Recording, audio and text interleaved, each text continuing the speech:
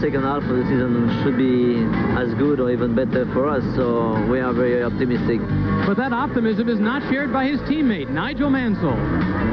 I see that McLaren will win this race 1-2. But as you saw here last year, anything is possible at Hockenheim.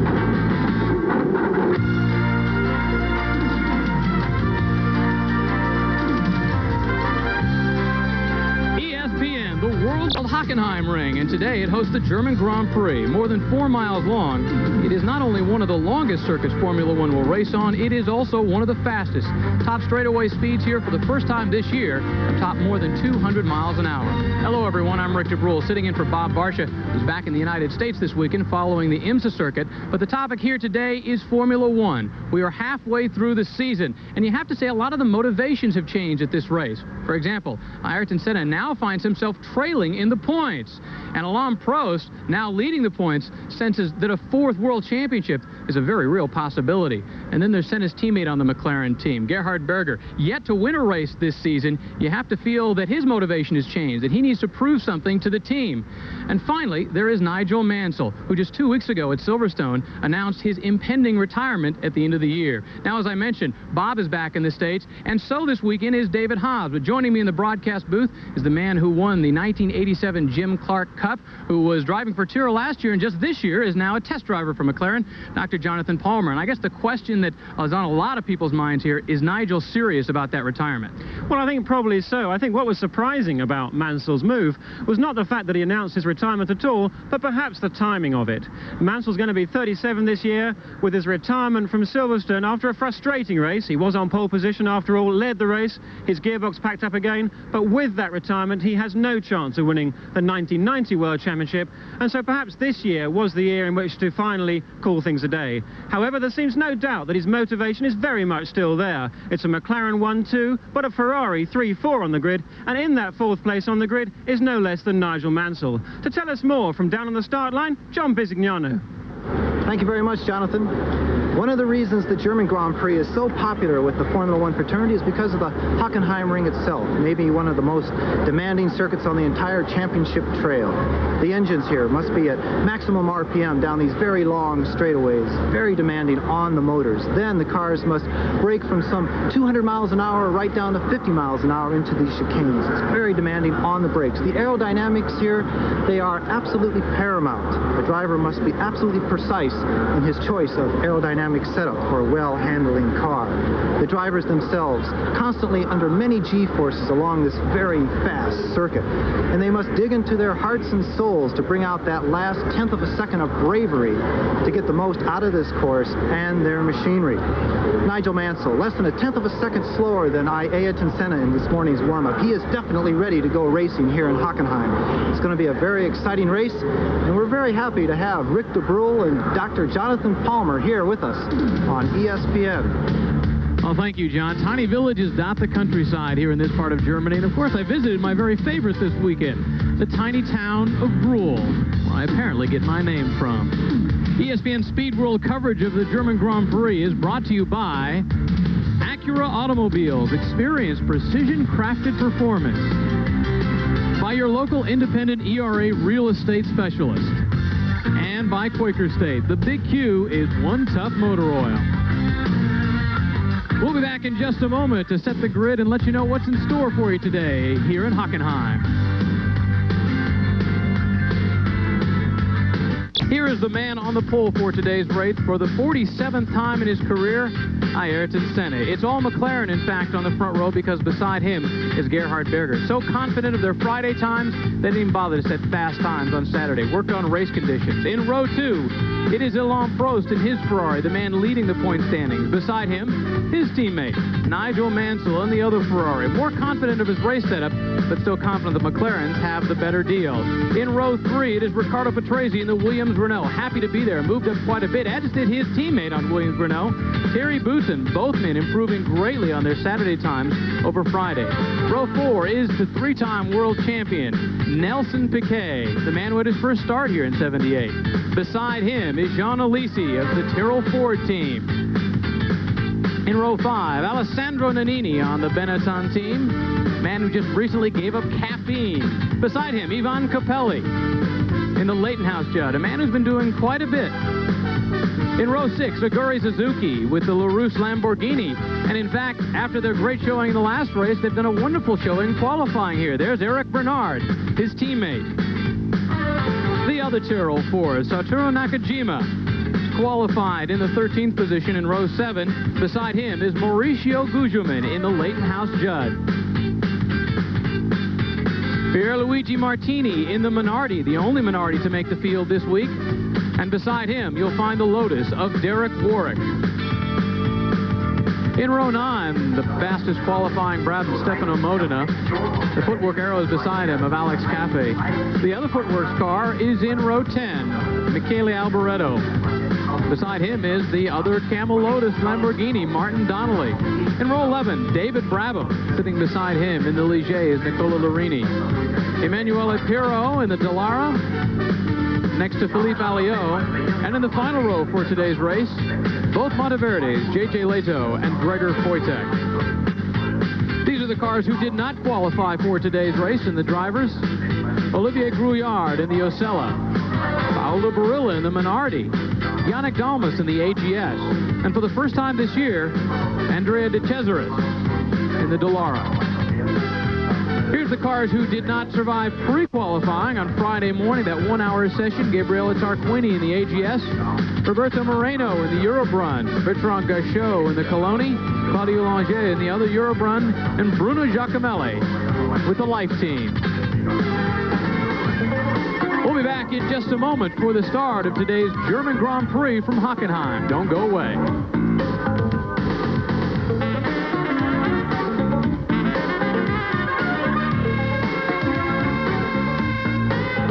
Cloudy skies, 80% humidity, and they say there's a 30% chance of a thundershower sometime this afternoon. The wind about 10 miles an hour or so coming across the front straightaway. This is a very interesting track. In fact, it's almost 2 tracks in one. Is that not right, Jonathan? Yes, that's right. If we look at a plan of the circuit here, we'll see that we get the tight, twisty section by that checkered flag on the left-hand side of the picture.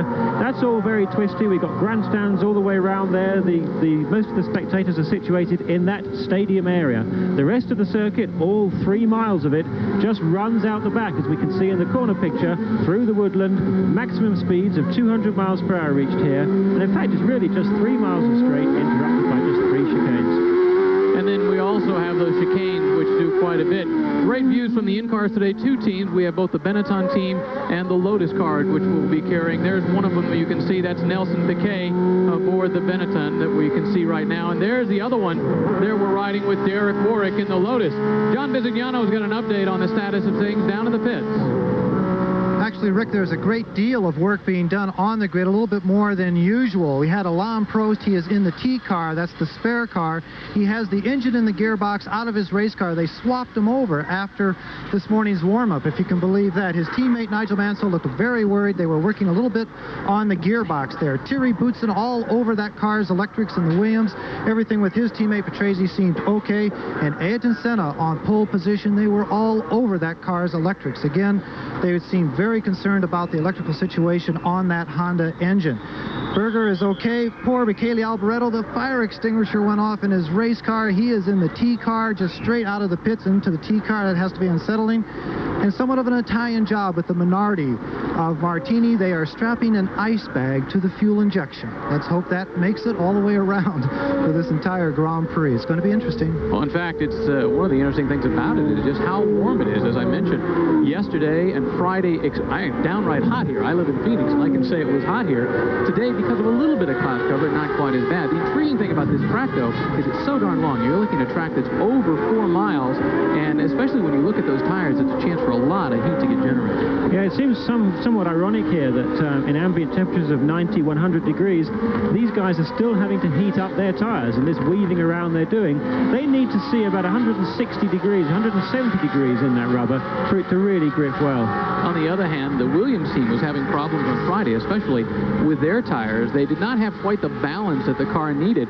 As a result, they were going out and scrubbing up too much on the tires because of some oversteer problems, and by the time they were getting back to the pits, their tires were showing 240 degrees, which meant out on the track they were probably hitting 270, which is way too much to be running a racetrack. Well, that's right. The optimum temperature is around about 170, 190 degrees perhaps of these tires.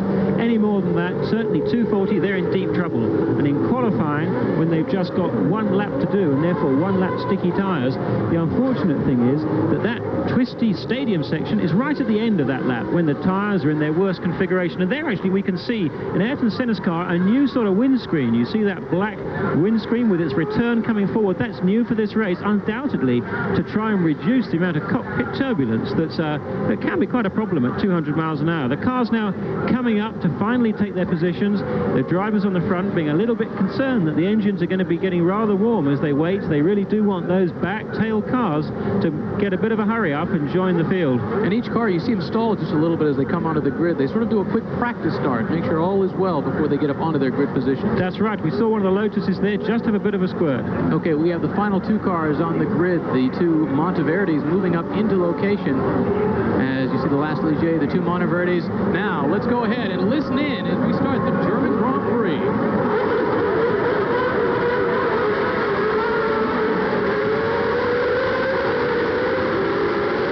And we've got an accident right off the bat in the front. It looks like a Dallara in the back. A tire you saw flying up over the back. And it looked like either the Monteverde or one of the Ligers was involved in it also as well. Looks like there's the two Monteverdis. That is, in fact, Pirot, because that's Pirot and Alliot. Philippe Alliot, the other Dallara contenders, did not make the qualifying. There you see the rest of the cars going around the circuit. Now the question is here, do you go ahead and stop the race? I think it's unlikely. They should be able to move those cars. I don't think the Ligier was too badly damaged.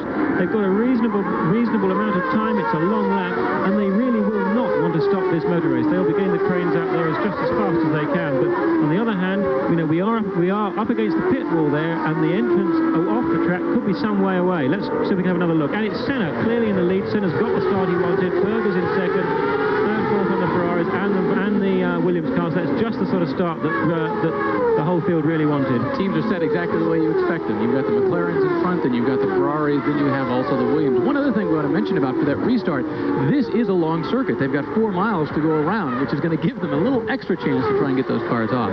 That's right. They're still racing hard, and I would have thought by this time if they were going to stop the race, the red flags would be out, the black flags would be out around the circuit, the red flag on the start-finish line. Now you see Gerhard Berger going out just a little bit, although obviously he's still a ways back. Yeah. There's the front straightaway. You can see the Dallara of Manuel Pirot, who does not appear to have gotten out of the car yet.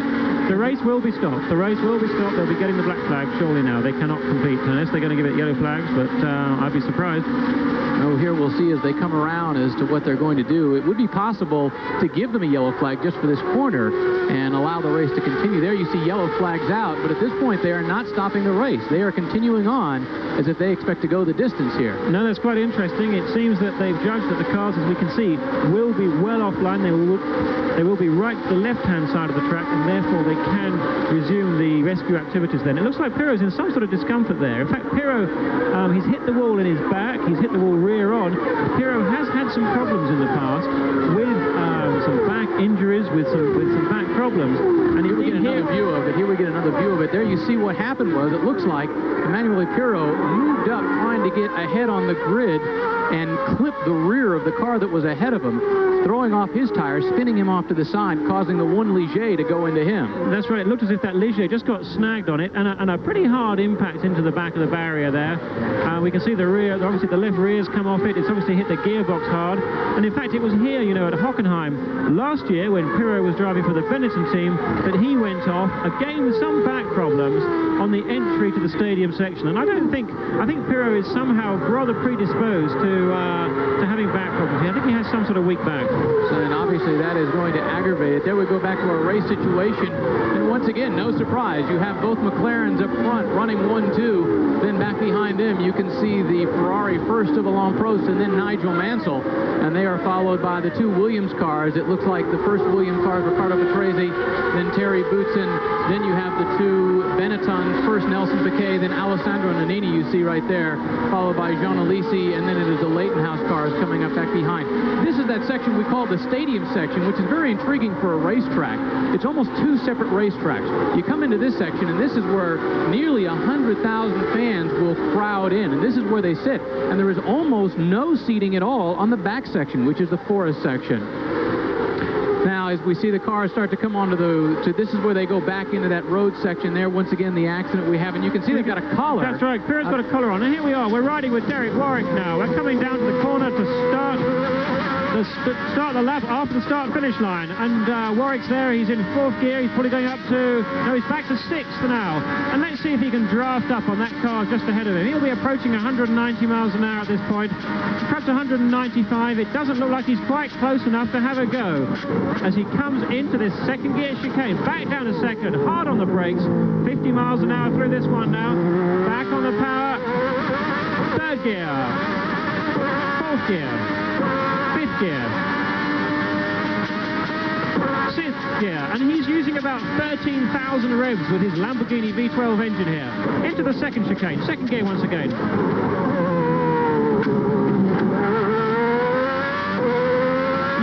See then how he just nibbled the curb on the left side and the right. It's a very narrow entrance to that chicane, and you need to use a little bit of curb to get through there quickly enough. We're coming down now towards the 3rd chicane. A quick flick on his hand to wipe off a rip-off off his visor.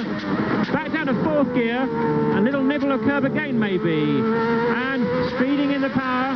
4th gear. Back to 5th. Back to 6th. Coming in now towards this stadium section of the track. Now just look how the scenery changes. And someone's gone with a bit of dust there. What is it? No, nothing too much. Uses a bit of curb on the exit. 2nd gear for the Sachs curve. It's got a bit of camber on this. It's reasonably fast for a 2nd gear hairpin. Now that normally is flat out through that left-right, but he had a bit of a feather on the throttle there.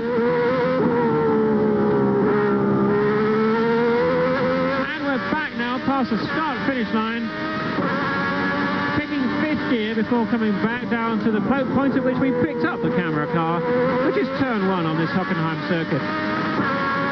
Derek Warwick, by the way, sitting in 13th position. The car that was directly ahead of him was Eric Renard, both the Lamborghinis. We go back up to our leaders with Ayrton Senna continuing to lead, followed by Gerhard Berger, the 2 Ferraris. We'll be back with more from the Grand Prix of Germany here at Hockenheim right after this.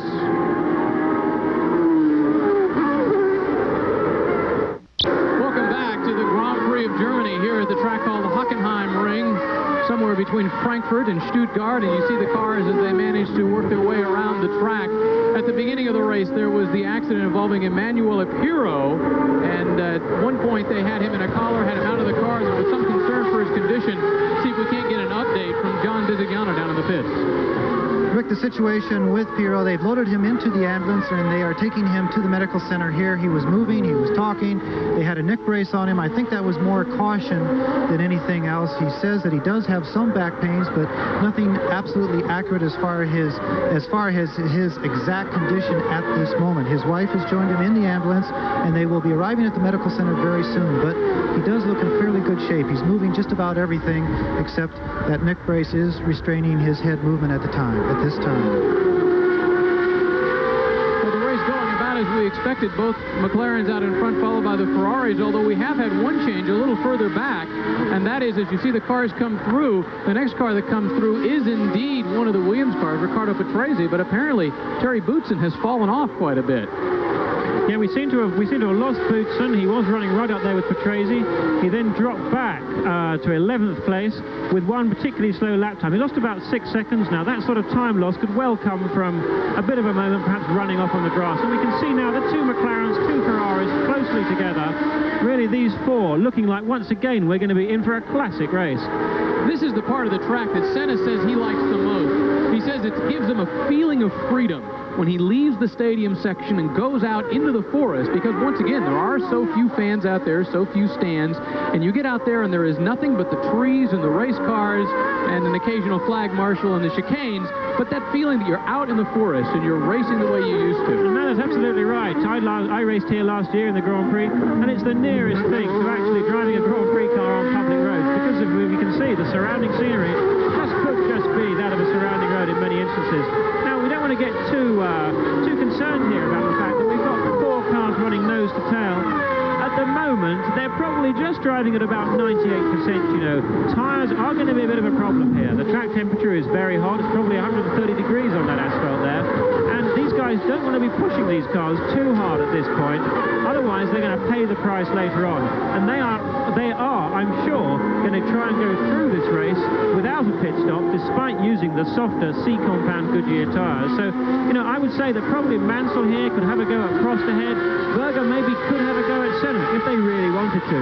But at the moment, I guess they're just happy to maintain a pretty good rate of progress there at the front of the field. No one wants to lose a lot, but no one's too concerned at getting in front of anybody at this stage. Well, in fact, the word from Goodyear, they were hoping there was going to be enough cloud cover that the temperatures would drop, that the C compound would indeed be good for the entire race, and that was their recommendation to the teams that were using the C compound to go ahead and plan on using it the entire way.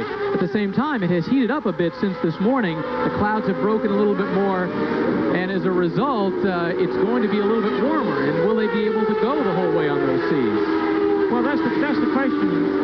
McLaren, in fact, used the qualifying period yesterday when, of course, it was a similar sort of time, very hot, to do some race car testing. They were so confident, they put race cars on, they ran full fuel.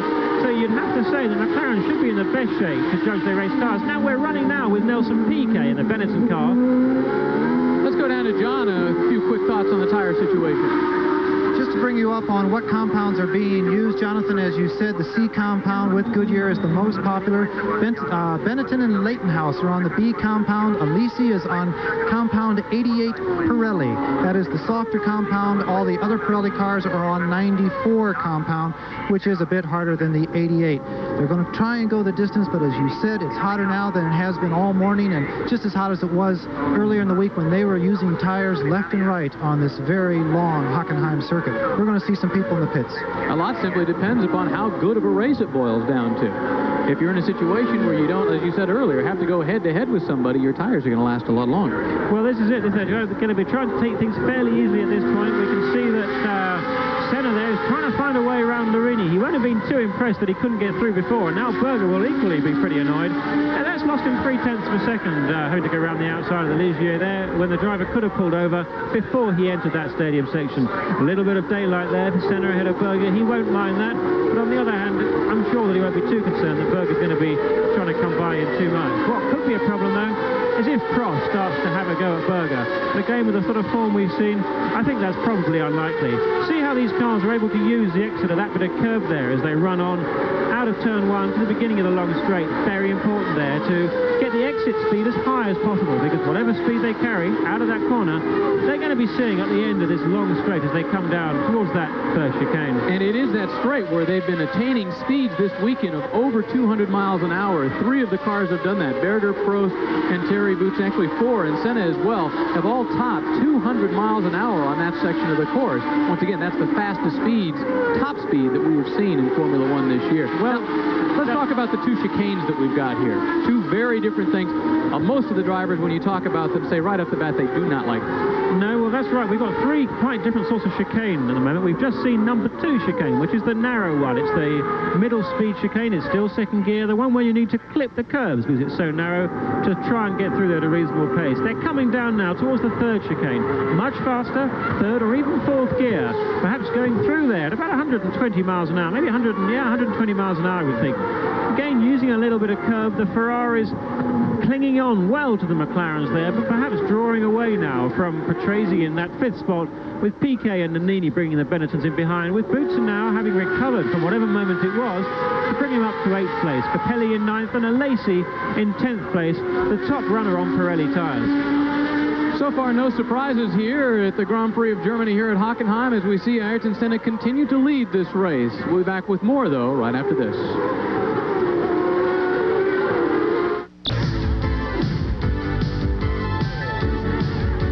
I think the big effect will be on Nigel, because I suppose it's difficult to announce half season you stop at the end of the season, and for sure he will have the same motivation because you know him, he's always pushing very hard, and I don't think it's a problem.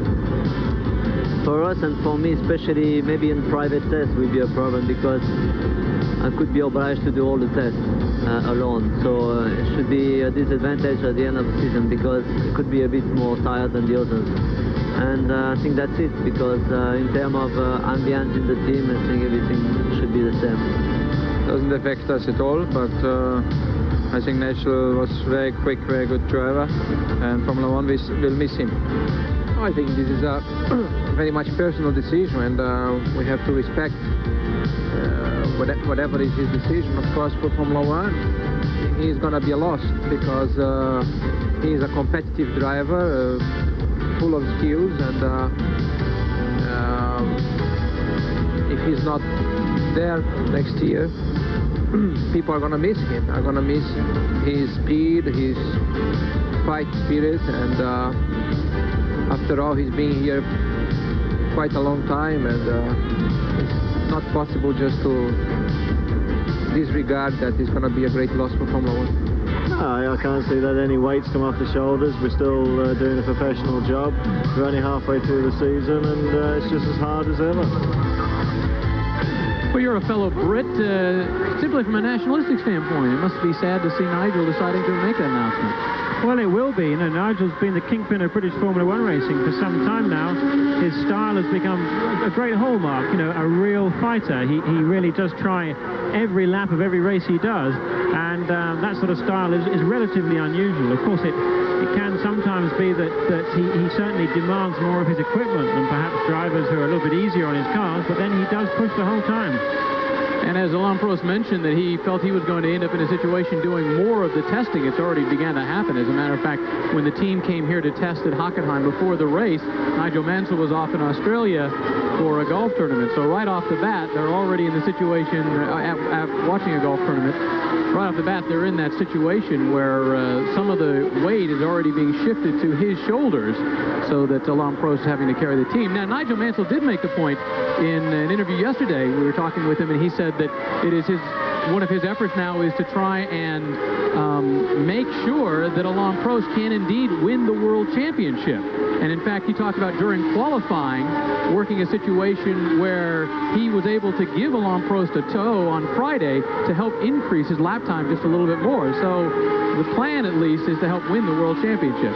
Yeah, I think we're going to see quite a lot of cooperation between these two Ferrari drivers. Mansell, I think, is full of respect for Prost's abilities. And in fact, we've just seen now, we're on lap 10, and the pace is hotting up now. Senna has just set a new fastest race lap, 47.3. They were doing 48.0s 2-3 laps ago. So as the fuel load lightens, the pace is gradually coming down.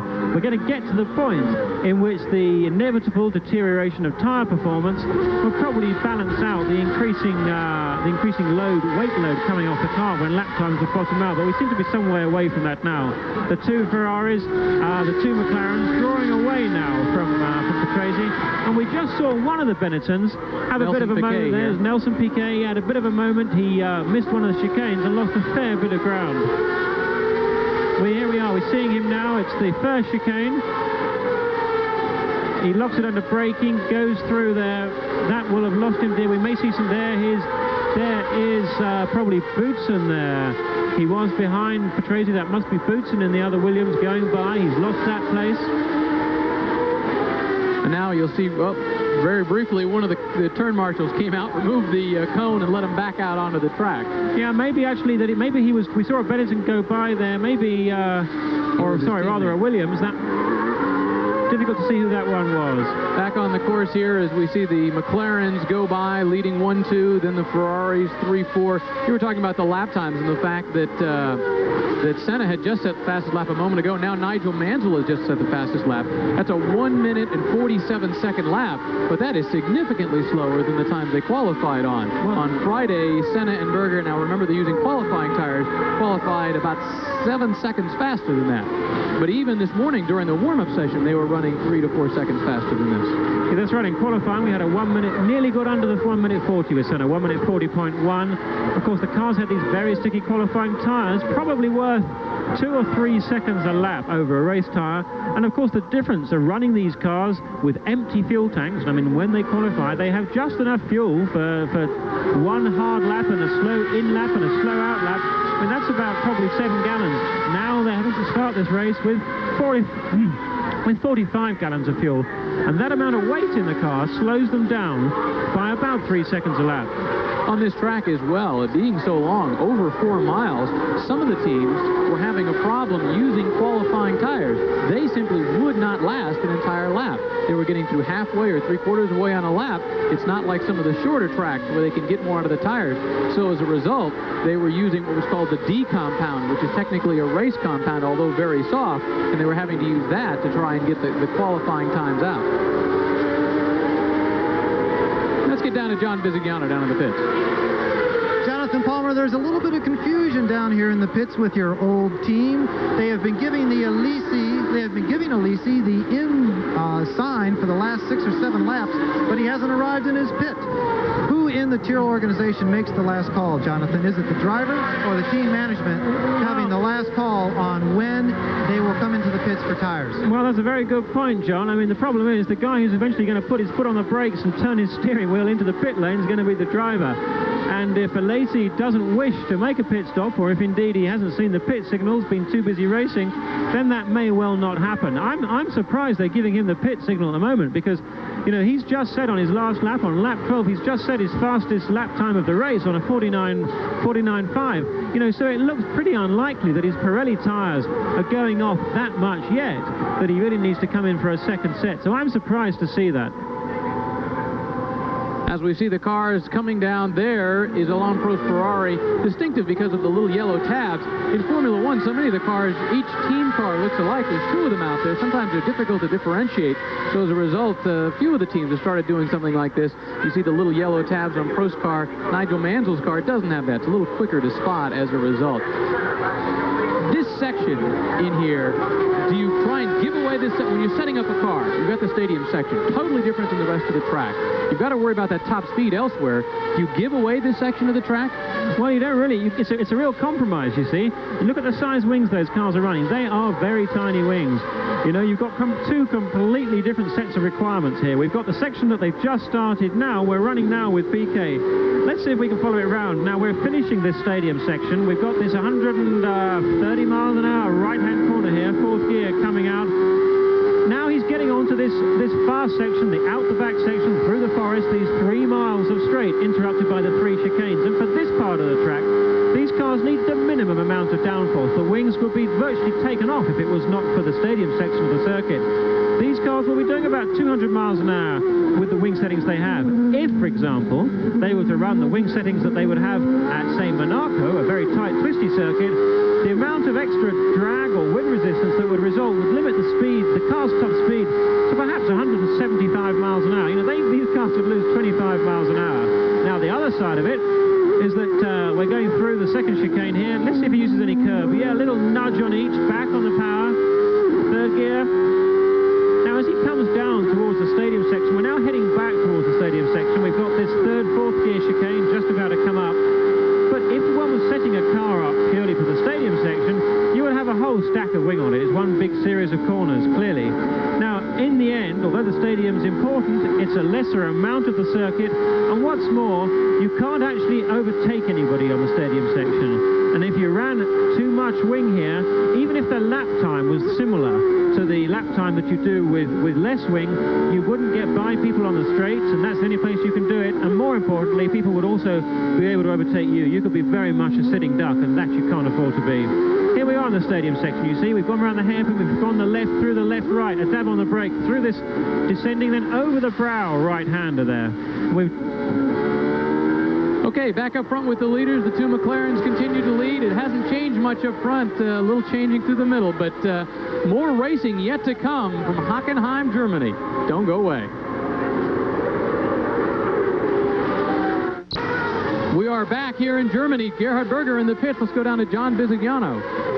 Both Gerhard Berger and the Ferrari of Alain Prost are in the pits, and they are having trouble with those tires. They can't make those tires live. I see blisters on the rears. We will get an exact update very soon. We have the second Ferrari coming in. Nigel Mansell arrives at the pit. The crew was not ready for him. He's headed right for the garage. He's headed right for my legs. That's where he's headed. He definitely has a big problem. Nigel Mansell came streaking in to an absolutely full pit. He could have clipped several people, but everyone got out of the way. He is in the garage and out of the Grand Prix. And just that fast, we've had some major changes in the race. How dare we go away for a commercial break? Nigel Mansell apparently with some kind of problem. Let's take a look. Here's what happened out on the track. We see there's Nigel Mansell going a little wide, doing damage to the undertrace, getting off the track, and apparently going no further than that. Enough to damage the undertray and end his day? Well, I don't know. Or was there something that caused him to go off? My feeling is that was on the exit of the second chicane there. I think he lost some oil. I think we saw some flame out of the back. That was too much to be from grounding. That was from a fire. I think there's an oil leak. I think the engine has caused a problem. Maybe the gearbox. There was a mechanical problem that put oil on the track.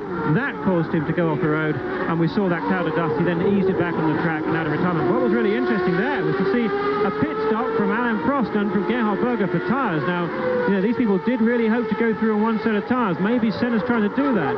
I've been watching the lap times, and they have not been falling off particularly. So what they could be doing is really more, rather an early sort of protective tyre stop to put a new set on. We've only done 15 laps out of 45, but of course the actual strain on the tyres is at its greatest in those opening laps because the fuel load is at its highest, and that's the reason that these guys don't pit just in the middle of a 45 lap race. If they were to pit, say, at lap 22, then if they would pit at lap 22 out of 45, then they wouldn't get the most advantage out of the second set, and they'd be limping along too long on a rather worn-out first set. So, it could be part of a tactical decision there. We'll have to wait and see whether or not Senna is going to try and stay out on one set the whole time, or whether he's going to be in for a pit stop shortly too. I think if he doesn't stop in the next 3 or 4 laps, we can assume that he's going to try and run all the way through. Is it a case of hedging your bet, where you're sitting there saying, bring one car in early, play it? There you can see the team is set up for Ayrton Senna. Now the question is, are they waiting for him to make that decision? Well, yeah, that's right. I mean, one of the advantages that happens, one of the reasons that teams don't necessarily commit to doing the same thing, is that when they have a look at those tyres of Berger's, they can see what state they're in. They can see what the wear's like, what the conditions like, and they can make that'll give them more information to make a better judgment as to whether or not they suggest or bring Senna in. Now, as I said, if he's going to come in, I think he's going to have to do it in the next 2 or 3 laps if it's going to be really worthwhile. Clearly, the team are all ready, but you see, if he gets to more than 5 laps, then if he subsequently has to make a pit stop, he won't have made the full best use. Yes, and he's coming in. Here goes Don Bisignano. Everyone is set in the McLaren pits. The perfect boys from McLaren wanting a 7 to 9 second pit stop. Ayrton Senna coming in, locking up the brakes. My gosh, his right front is totally blistered. A big line down the center of that. A little bit of hesitation on the left rear. Very quick pit stop. Everyone here extremely happy. Trying to get a look at these tires before Goodyear grabs them away. They are very worn on the inside edges, Jonathan. Senna had about a 15-second lead over Nannini, and it looked like Nannini's going by right there. Now, that was an excellent pit stop, and Senna will be by Nannini even as he comes into this first chicane, I am quite sure. The tyres will be hot. The teams will have had them in the blanket, so he will not be losing any grip straight away, and he can come... No, he's going to take it a little bit easy. Nannini there braking very hard. See the car wriggle around. Now, in fact, John, I'm sorry to correct you on that, but I don't think those tyres were blistered. What you were seeing on that right-hand front tyre, and yes, I agree, there was a black band around it, was what we call build-up. You get some extra rubber coming on it, and that gives an impression of a black band around. But, if any side was going to be blistered, it would probably be the highly loaded left rear. But nevertheless, there's no doubt that they felt that those tyres should be changed. Now, this is the situation in the race as we have it. Alessandro Nannini is now in the lead, followed immediately behind by Ayrton Senna. Then you have Riccardo Patrese. It looks like Nelson Piquet back in the 4th location. And then Gerhard Berger, after his pit stop, is in the 5th spot. After his pit stop, Alain Prost has dropped back to the 7th location. Now the question comes down to talk about the tires on those 2 Benetton cars, the Benetton car and the Williams-Renault. How long can they last? Are they having the same problems?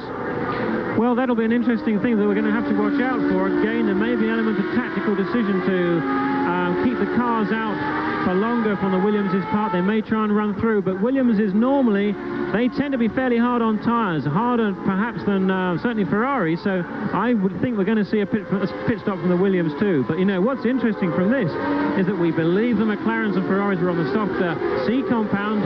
John down in the pits told us that he thought, I think it was the March team and maybe the Benetton, I forget now, were on the harder B compound, and they may very well have an advantage now at this stage. They may well be able to run through.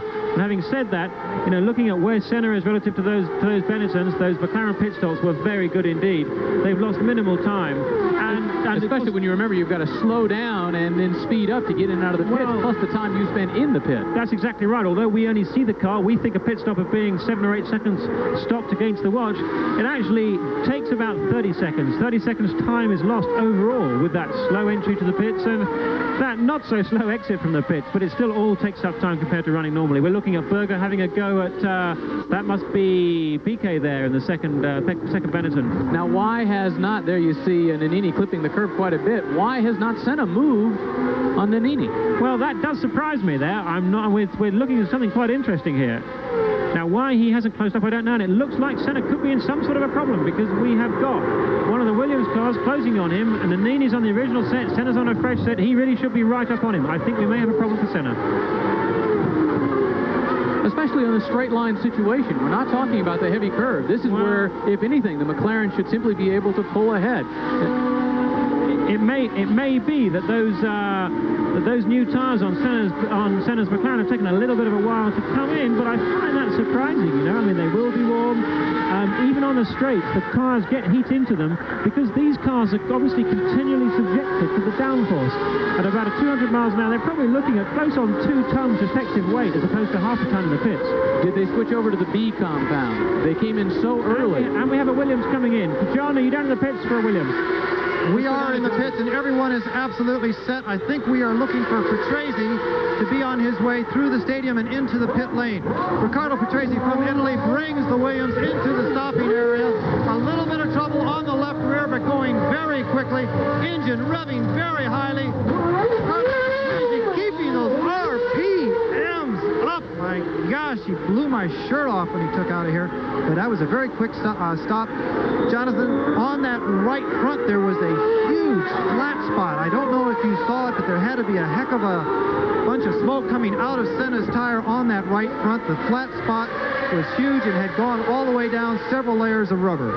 That was on Senna's right front, John, is that right? Absolutely. Senna's right front, a huge flat spot. There's no way he could have stayed out there. The imbalance of that flat spot on the tire would have been very disruptive. Well, that's interesting. That suggests that Senna, obviously, you only get a flat spot from locking a wheel under braking. There's no amount of cornering does that. That's from locking a wheel under braking.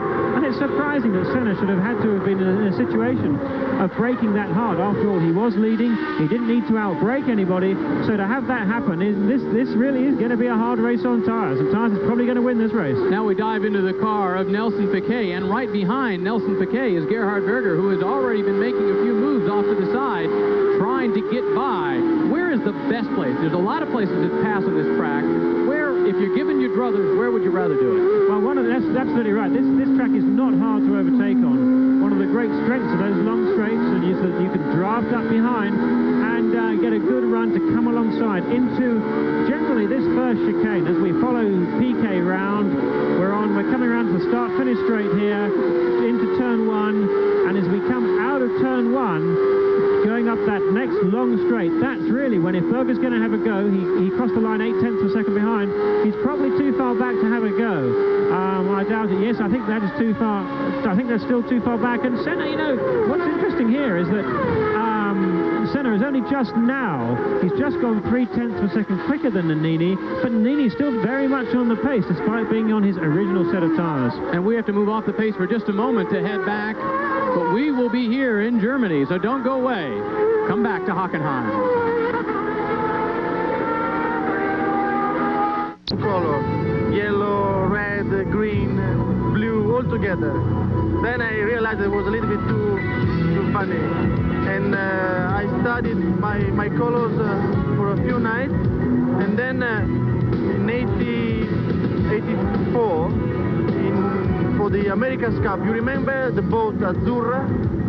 Azzurra have the blue color on the, how do you call it, the front, yeah, the front sail, with then the Italian flag on the bottom, and also the boat was blue with the Italian flag.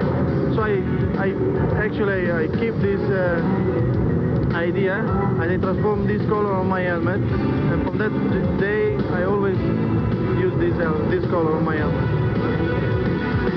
Everybody has a different formula for coming up with that magic helmet design. Back in the lead situation there, you see Alessandro Nannini continuing to lead, but Ayrton Senna looks like he's ready to make his move. Yeah, he certainly does. I think we shouldn't underestimate the power of the Ford engine in that Benetton. They've got the latest spec of the new Ford V8, and whilst it might not have the magical number 10 or 12 after the V, that Ford V8 is very powerful, make no mistake, and I think this performance that it's showing here is really quite demonstrative of that. Senna's just made a new fastest lap, 46.3, clearly now getting the best out of those tyres. They obviously took a little bit of a while to come on strong. That's Pierluigi Martini in the Minardi car, who's pulled off. He was not really in the running. I think he was running about 13th to 14th, maybe somewhere around there at the time. So he's not going to make a lot of difference to any ultimate race result there. But we should be looking at Senna. It'd be nice to see Senna now. He's got to be having a go at Nannini soon. This is the new Series 4 engine that Ford has come out. They debuted it back at Silverstone, although they really were not enforced. They didn't have enough engines to truly go the whole weekend. This weekend they came out with full force. They have 6 of the Series 4 engines, and they were well prepared to do battle and to run it at full tilt. And as you mentioned, it's getting a lot more power out of that Ford engine than they've ever gotten before. It still comes back to, are they going to have to pit for those tires? And how long? I just don't know.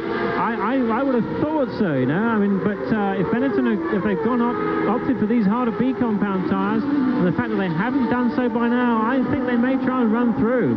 Let's see if John knows the answer to this one. John, you down there?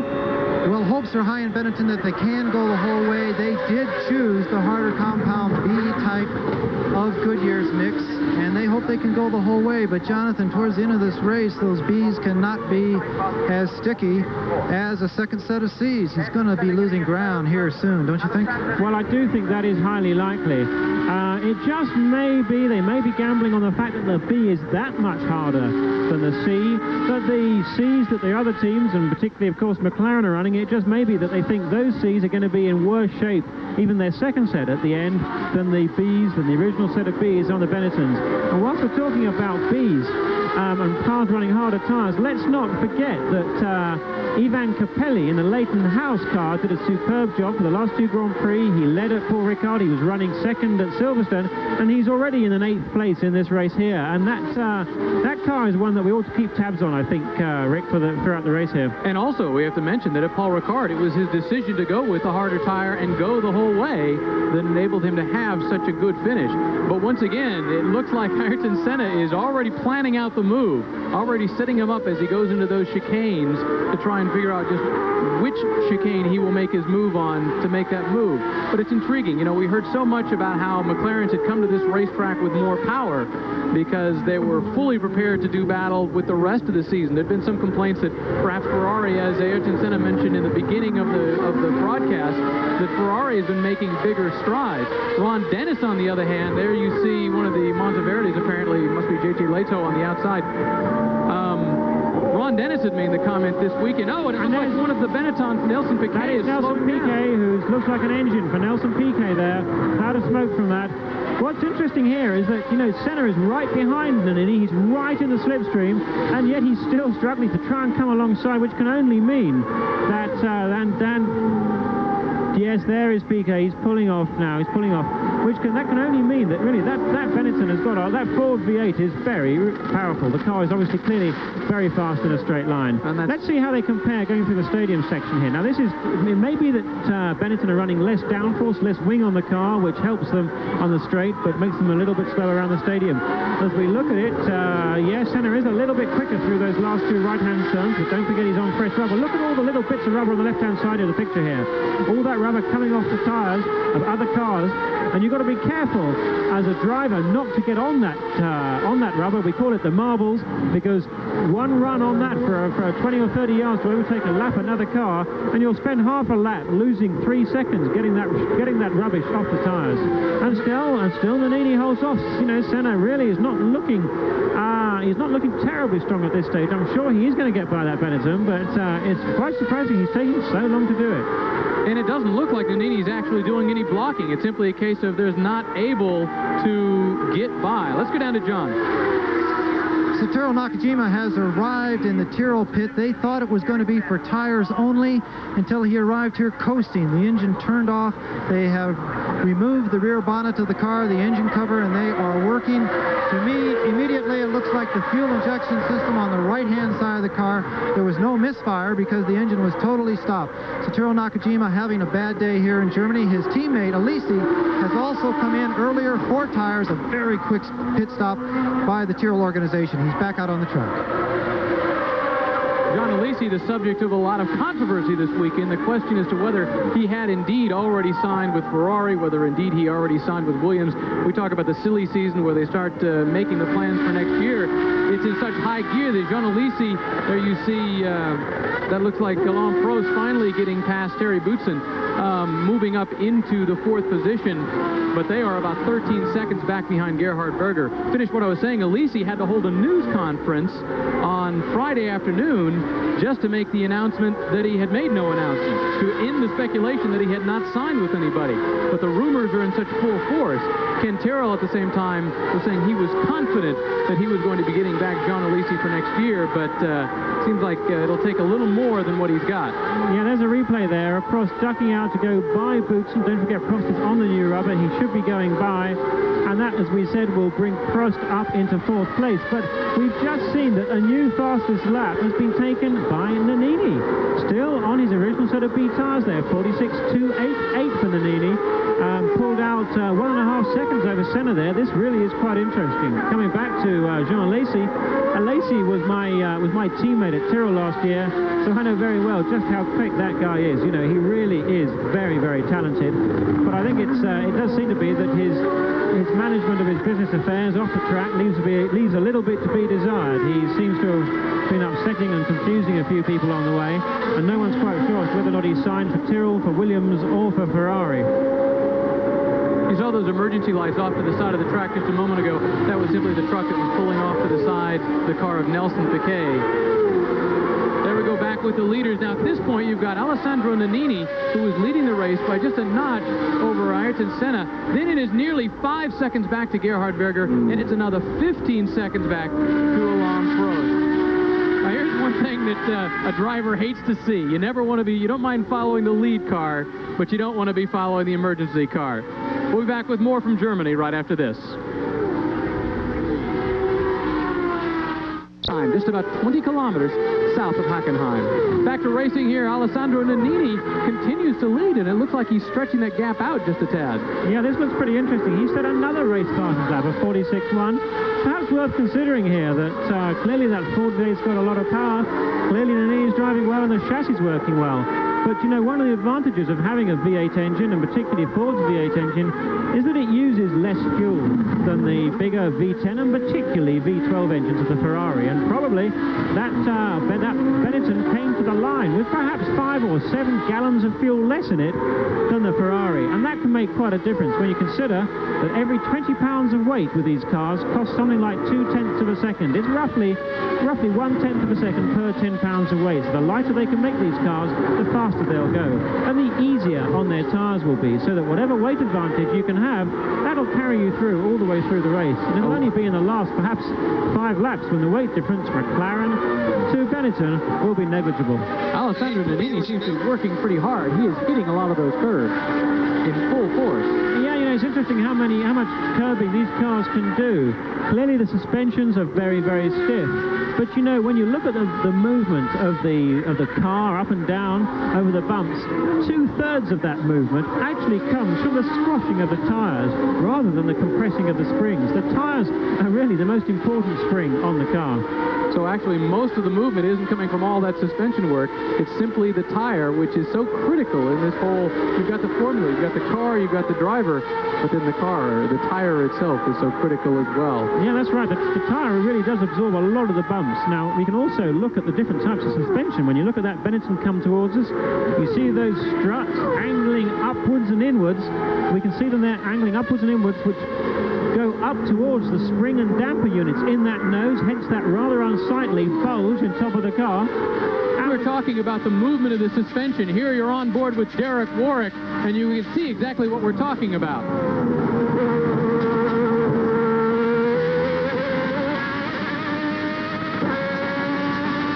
Just listen to that motor.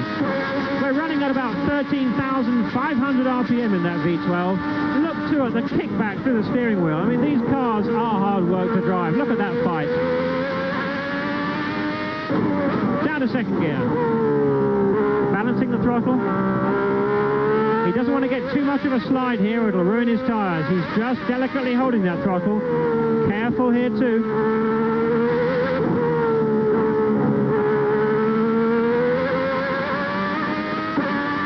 And back past the start-finish straight. Look how tightly he's cramped in that cockpit.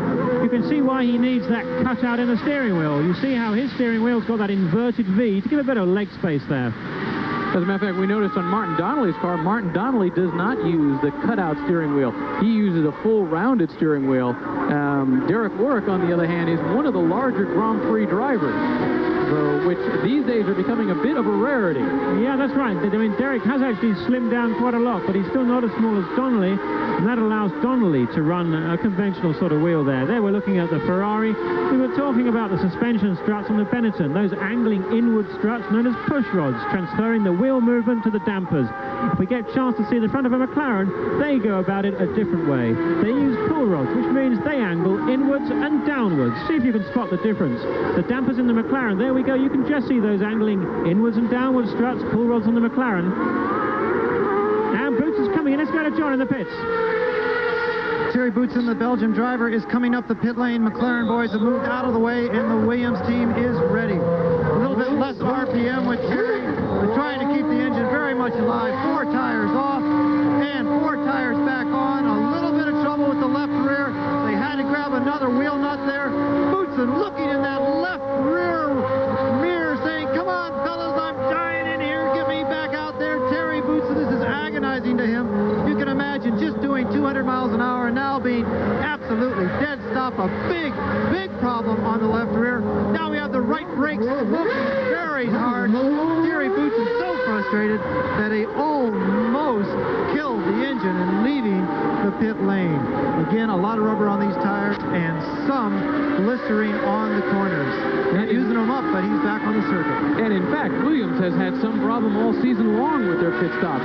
They tried practicing some of the pit stops. They have even been looking at redesigning the wheel nut to use less threads, thinking that perhaps that might be a problem. They were looking at some of the other teams comparing their wheel nuts with, say, for example, Ferrari, who does indeed use less threads, thinking that that might be the problem. But as we just saw moments ago, they have not solved their problem. And as we also saw moments ago, Alessandro Nannini is taking a few of these corners a little on the wide side. Yeah, Nannini is still obviously pushing very hard there. Senna's closed the gap a little bit, but he's still hardly all over that Benetton. Perhaps worth a while just to reflect at some of the activities down the rest of the field. We've got Nannini in the lead, Senna in second place, Berger third, Prost is fourth. And Prost is quite a ways back because it's just that second or so between Senna and Nannini, then about 6 seconds back to Berger. Alain Prost is another 16 seconds back. Then Riccardo Patrese is another 10 seconds back behind him. Thierry Boutsen was indeed following right behind Patrese up until that pit stop. But now that he has made his stop, he will drop back in the field just a tad.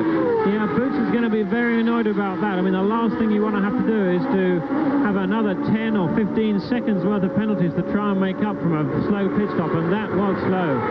And here's that little off-course excursion there. You see the sparks flying up, but he's been going wide, and a few moments ago there, you see it, he even gets to the point that he's kicking up the dust, and that is the last place you want to be. Yeah, I mean, that looks more spectacular than it really is problematic. The cars are designed, they've got skid blocks underneath, they're designed to take a bit of bashing around. They don't want to do it too much, but that's probably not going to cause any great problem. The problem is getting onto that dirt, and at what point do you begin to lose that traction? Fortunately, he's able to hold on and make it all the way through. Back aboard with Derek Warwick as he continues about 2/3 of the way through the German Grand Prix. All right, at the tiny village of Ebersbach are quiet today. That's because no one's there. They're all here at Hockenheim for the race, the German Grand Prix. ESPN's presentation of this race today is brought to you by the Yokohama Tire Corporation, one of the fastest growing tire companies in the United States. And by Alpine Car Audio Systems and your authorized Alpine dealer. Alpine, standard equipment in every Lamborghini made. Well, we're a little over 2/3 of the way through this race, going very, very quickly. Despite the accident on the first lap, there was no delay, and as we mentioned before, this is a fast circuit. It is one of the 3 fastest circuits that the Formula One world will go through all day. Which is something that we've just seen, is that Thierry Boutsen, back on the track now, running in 9th place, has set a new fastest race lap of 45.6, at least half a second under anything that's yet come. So clearly, Boutsen has very much got the bit between his teeth there. Let's just hope, for his sake, that in being clearly pretty aggressive, he's not taking valuable life out of those tyres earlier on that he may end up regretting later on. Back with the leader, back with Nannini. Senna still very much in the tow there, and as the race is shaping up, we're 32 laps gone out of 45. There's a pretty disgruntled looking Piquet walking back. He's not impressed. It's been disappointing for him. He was really looking in for a very good result there. It was 1978, in fact, where Nelson Piquet had his very first Grand Prix in an Ensign. So, and he's won this race 3 times. So, although he has no special fondness for the track, it's so far over the years been very good for him, but not today. No, that was particularly sad there for Piquet. There's the Leto moving out of the way neatly for Nannini to come through. Senna's still there. And as I say, we're 2/3 distance now. And really, the big question marks have got to be, we're looking at either a Benetton, this way very unfortunate, a Benetton or a McLaren win here. And, who really has been smart between the 2 sets of C's or the 1 set of B's on these cars? The cars themselves look pretty closely matched. Very much so. Let's go down to John Bisignano. Steve Medincia with now Benetton Formula team coordinator. What's the situation out on the track? Your driver is, of course, leading the fabulous new Ford V8s, doing very well down these long straightaways. Are they going to risk bringing him in at this late stage? Everything's running according to plan, and obviously we feel the pressure behind us, but there's no plans to bring him in at all. We're just going to run it straight on out and take it right into victory circle, hopefully. The team chose to go out on the harder compound B tire. There's only a few laps to go, 15, 12 laps to go. Will it be able to hold up these latter laps as far as performance-wise, or is it going to get eaten up here? Sandro's called in, and he thinks he can go the rest of the distance, so... Well, he's the man that knows. It's his call. A lot of smiling faces down here in the Benetton pits. I think we're seeing Senna now. Nannini is now working hard. Senna is going to go by. I think Nannini's had his very strong performance, very decisively swept back to the right. Senna taking the line for that 3rd chicane. It'll be interesting to see just whether Nannini was holding Senna up, or now that Senna's got some clear road, can he pull ahead and take advantage of that 2nd set of tyres that he's got? A rip-off. Did you see that left hand come out of Senna? They have thin films of cellophane across the front of the visor, normally 2 sheets, which they can pull off at an opportune moment. And there was no point of Senna pulling off that rip-off whilst he was following the Nannini, because every engine throws out a little bit of oil and a little bit of muck and stuff from behind the car. But once he's ahead, he's got some clear road now, hopefully for the last 12 laps of this race, and Senna wants to take full advantage of having a clear visor for that amount of time. If we look down the field, some interesting things now are beginning to show up. In 6th place, we've had Ivan Capelli in 6th place there, once again getting the march up into getting the Leighton House car up into the points. We've also got the 2 LaRousse cars driven by Suzuki and Bernard. And then we see a replay of the past. Very simple, didn't dog him at all, just simply came up. And it's interesting, once again, he's been sitting back there for so long, and for so long the rap against Ayrton Senna was that he was a little too emotional and a little too quick to jump at an opportunity, whether it was there or not. In this particular situation, he seemed content to sit back there, bide his time until, for whatever reason, he felt it was the time, the moment to go, and he went ahead in a perfectly safe location with no traffic around him, made the move, took back the lead, and is now continuing to lead here at the German Grand Prix. Let's give you our standings as we've got them right now. Ayrton Senna continuing to lead. Alessandro Nannini now just about a second or so back. Gerhard Berger, the other McLaren, is about 6 seconds behind. And then Alain Prost is continuing on, the only Ferrari left, in about 4th position, 20 seconds back. We'll be back. Budapest live. That'll be Sunday, August 12th. Of course, Bob Barsha, David Hobbs, and John Bisignano will all be back together again for the reunion there.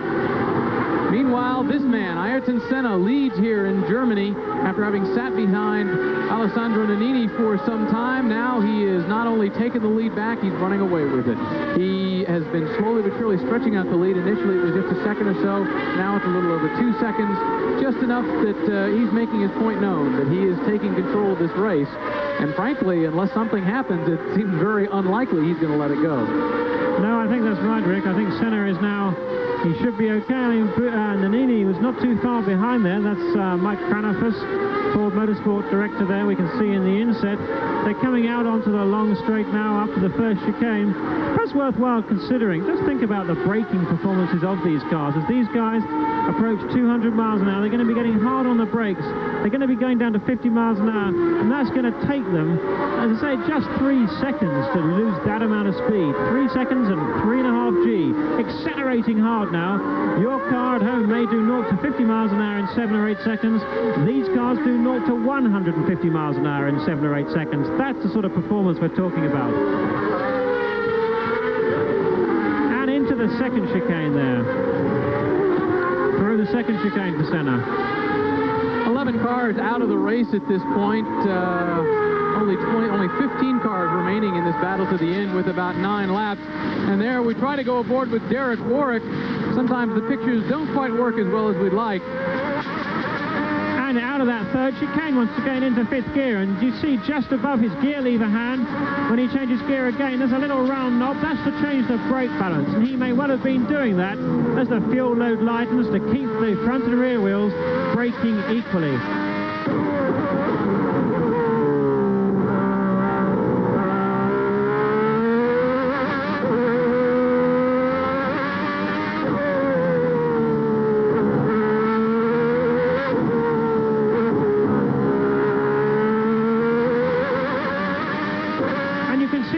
To balance the throttle through that series of corners. It's not a question of just coming in, jamming on the brakes and flooring it again. He's got to balance the amount of grip he's got left. We've just heard the chink as he went over the curb on the exit there. And you can see that his rev counter too, rather than being a round dial, don't bother looking for it, it's not there. What he has got is that strip, that green strip you see.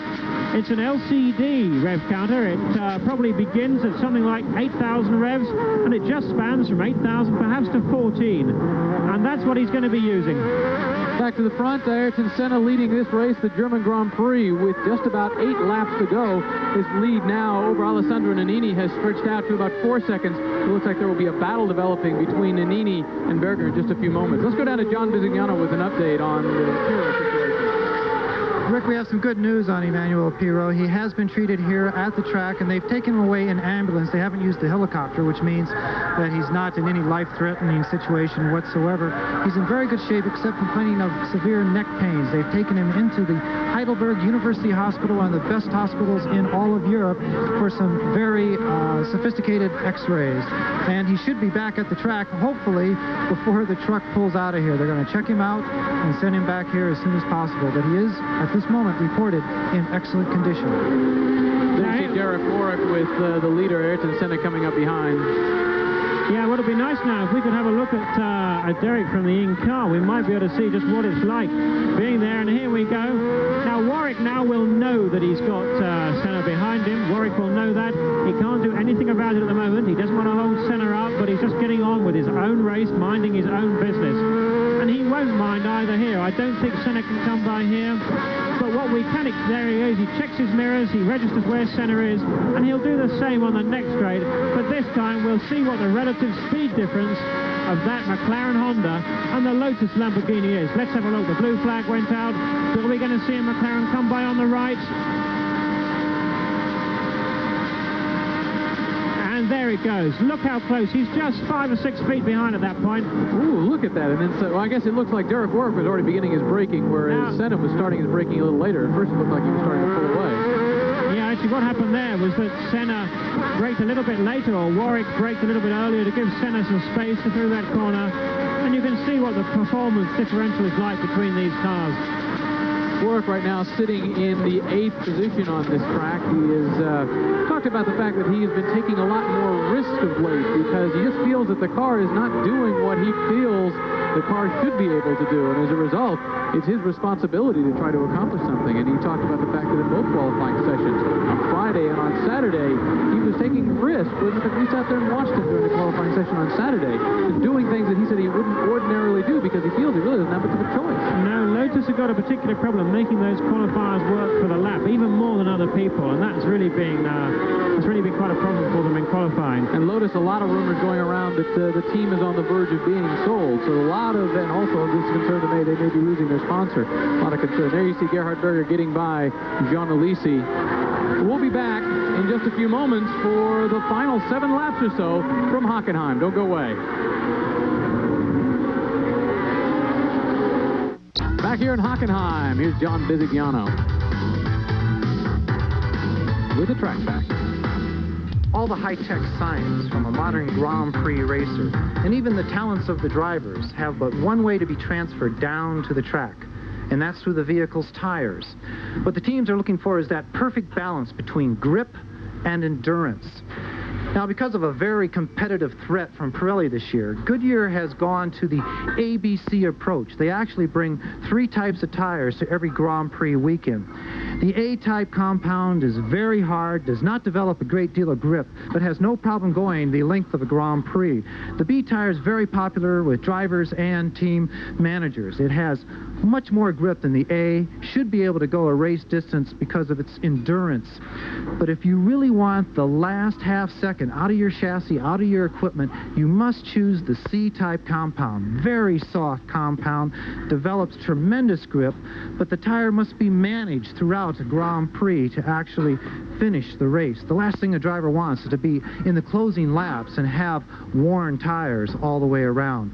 When it comes right down to it, the success of an entire Grand Prix weekend can come down to how well the teams know their ABCs.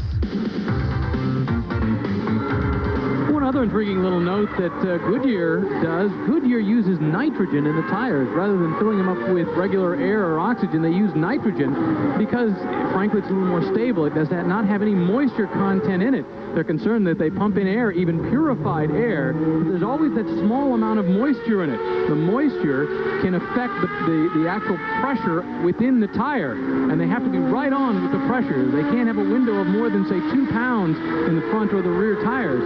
And by using nitrogen, it's stable. There's no problems like oxygen might have a problem with exploding. This is simply a pure, stable source that doesn't have that moisture content. And there we see John Alesi beginning to slow down. Yeah, it looks like Alesi has a problem there. He's been running in 9th place so far, but it looks like he's on the way out now. So it's still Senna pulling away now from the Nini in 2nd place, with Berger now trying very hard to close the gap. He's just got 4 laps to do it. He's 4 seconds behind, and there's no doubt that both McLaren and Berger would dearly love that 1-2. We've also got Boutsen up now in 6th place behind Patrese in the other Williams car, with also Derek Warwick inside the top 10 in the Lotus Lamborghini, with Ivan Capelli there too in 7th place in his Leighton House car. We've lost the LaRousse Lamborghini cars of Suzuki and Bernard, which have been running in good form at Silverstone. Those cars were in fact 4th and 6th place at Silverstone to score points, but for some reason have dropped out of a top 10 place, both cars, in the last few laps. Rounding off the top 10, there's Caffey in the first of the Arrows cars, and Arrows are the manufacturer, or the chassis manufacturer, who are due to get the new Porsche V12 that's making its Formula One debut next year. And you have to think that the Ford people have got to be very excited with Nannini's performance today, because it is more than just a case of trying to hold on with the tire game. It's actually having the power to stick with it. Let's go down to John Bisignano. We've got Alesi in the pits. John Alesi moving very slowly because he's coasting, no engine noise whatsoever on this blue and white Tyrrell. The team goes to work on the tires in somewhat of a futile approach to service the young French driver. He's undone the seat belts, and Joanne, the team manager, is now signaling him to come out of the car. Jean Alesi, who has really set the Formula One circus on fire this year as far as being the strongest of the young lions out of the German Grand Prix.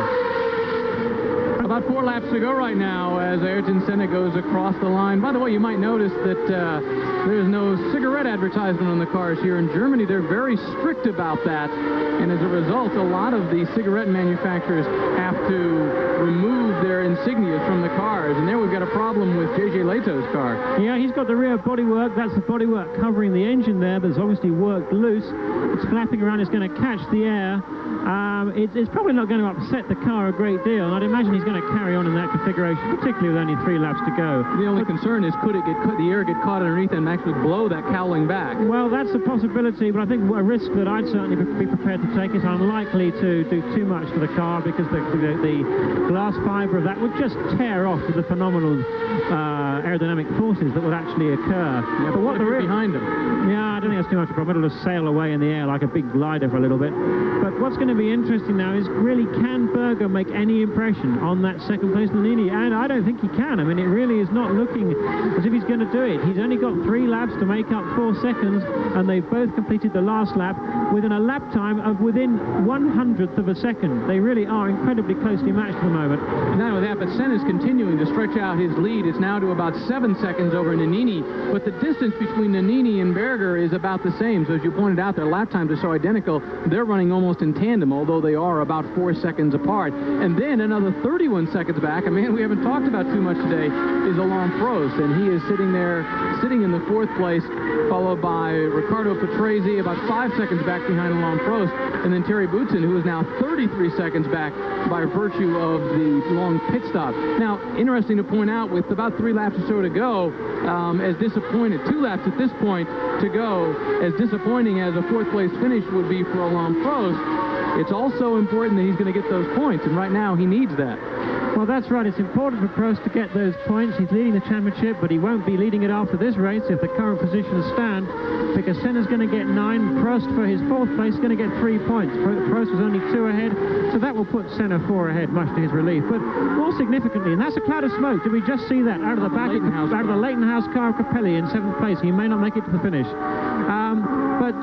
More importantly, and I think significantly, Prost was confident of his car's performance. We saw that.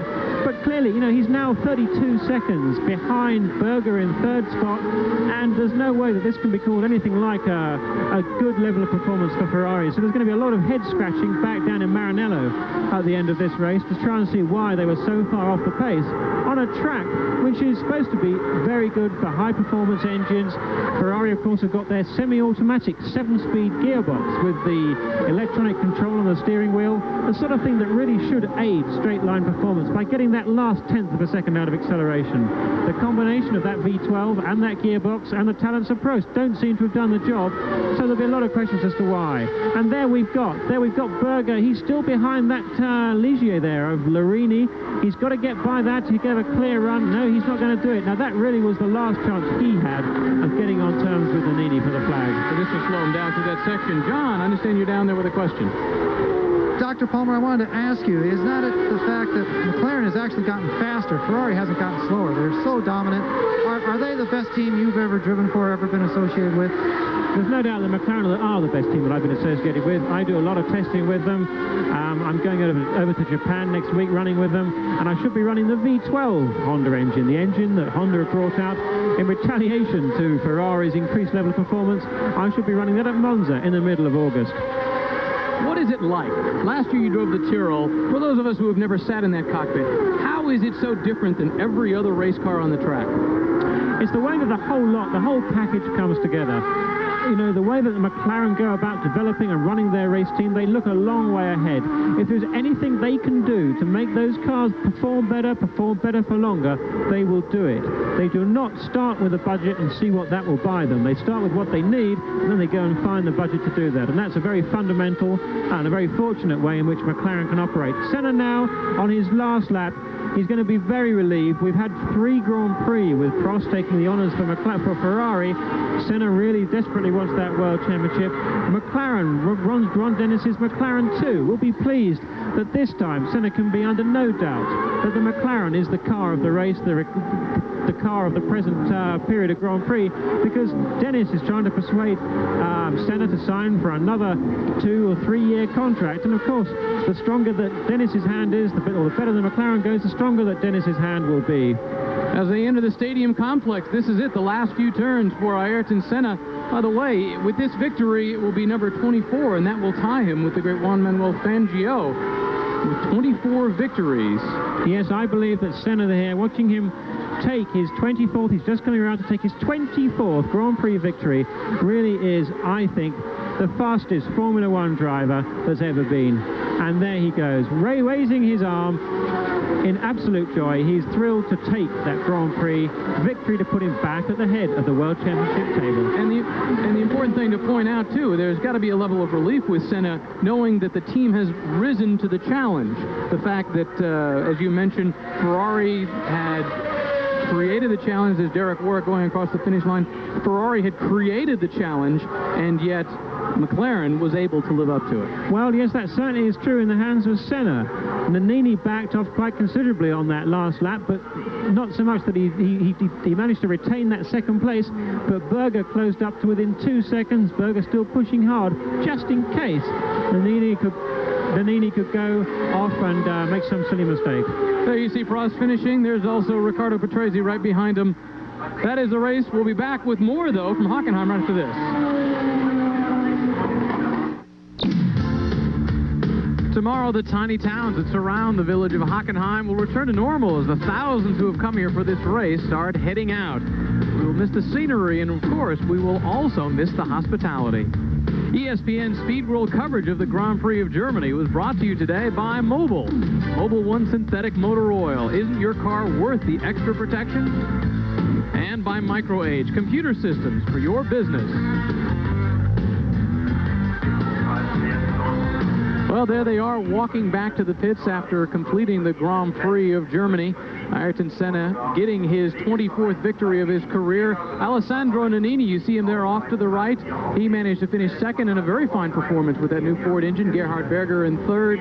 Alain Prost, a very quiet day for him, 36 seconds back behind Berger, followed by Riccardo Patrese and Thierry Boots. And both the Williams cars, once again, fairly uneventful days, but finishing in the points with 5th and 6th positions. And that has to be a good feeling for the teams. Yeah, I think out of that top 6 there, we're going to have 2 guys who are going to be pleased with their day's work, and that's Senna and Nannini. Berger's going to be disappointed that he wasn't right up there with Senna. Prost is going to be disappointed at the level of performance of his Ferrari. So there's no doubt that the Williams team, too, will realise that there's still a lot of work to be done for them with their V10 Renault engine Grand Prix car, with Patrese and Boots really never in contention. This was, though, a particularly important Grand Prix for McLaren. The last 3 Grand Prix, as we said, have been won by Prost and the Ferrari, and had Ferrari gone on to win this one too, it really would have put a vast amount of pressure on McLaren. Fortunately, though, not only has Senna won, he's done so in pretty emphatic form, certainly as far as Ferrari are concerned, which means that we really are in for a fantastic second half to the World Championship Grand Prix season.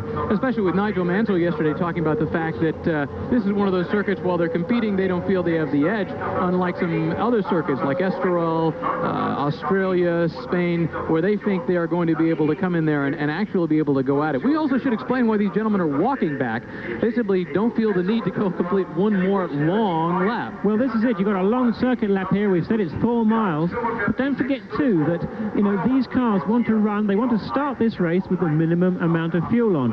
And if the team crew have got to put on sufficient fuel to do another whole lap, that's going to take perhaps 1/10 or half a tenth of a second a lap, and it all adds up. And in an ideal world, the cars will stop just, well, pretty soon after the finish line. Now, I suspect they've actually got the Parc Fermé, which is the area, the compound that the cars are cordoned into on completion of the Grand Prix, so that they can be scrutinized and checked for the various parameters that are important, the weight, the wings, the engine size. They will have done that, and so they are now walking back to the rostrum for the presentation.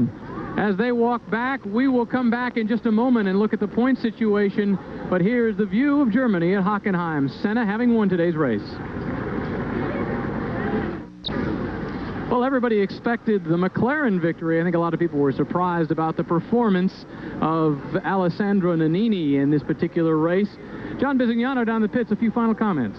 Well, the pits are getting a little crowded down here. Some of the more brave people who are ready to impale themselves on fences have made their way into the pit lane. There are just as many Ferrari fans and flags as there are Brazilian flags as the winners take the podium. One thing I want to throw out here is in 2 weeks from today, the Hungaroring will be the venue in Formula One, located in Budapest. And that is one of the slowest circuits on the Formula One Grand Prix Championship trail.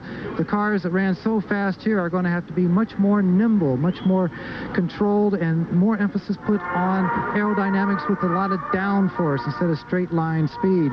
So the championship's not over. Everything changes for next weekend, and I wouldn't miss on ESPN the Hungarian Grand Prix in 2 weeks' time. We will be there. We look forward to seeing you there.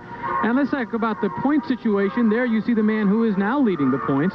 He now has 48 points ahead by 4 points of Alain Prost, who was leading coming into this race. Gerhard Berger continues to hold his third spot with 29. Nelson Piquet, having dropped out of this race, still has 18 points. Terry Boutsen has 18. And then there are 3 men tied. Jean Alesi, Nigel Mansell, and Alessandro Nannini all tied with 13 points apiece. In the situation with the Manufacturers' Championship, McLaren now has a sizable lead over Ferrari, Benetton, Williams behind. Dr. Palmer, one final thought from you. Well, clearly this result has put McLaren very much back in contention on the World Championship, but what's going to be interesting over the next 2 weeks is not just how McLaren and Ferrari prepare their cars, but what goes on in the driver movement stakes, because Senna's got to make up his mind up about McLaren, and the Williams drivers have also yet to be chosen, whilst of course there's now a vacant seat at Ferrari now that Mansell has decided to go.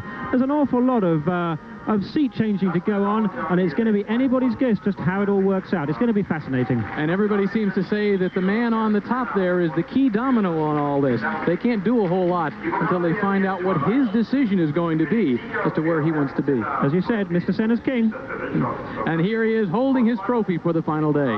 That is all from the Grand Prix of Germany. It was a pleasure being here. In 2 weeks, Bob Varsha, David Hobbs, and John Visigliano will be in Budapest in Hungary for the Grand Prix there on August 12th. Well, that was a great race. Hope you enjoyed it all. I'll be back at the stateside tomorrow. Dr. Palmer will be back testing for McLaren. We enjoyed it all this weekend. Hope you enjoyed it as well. That's all from Germany.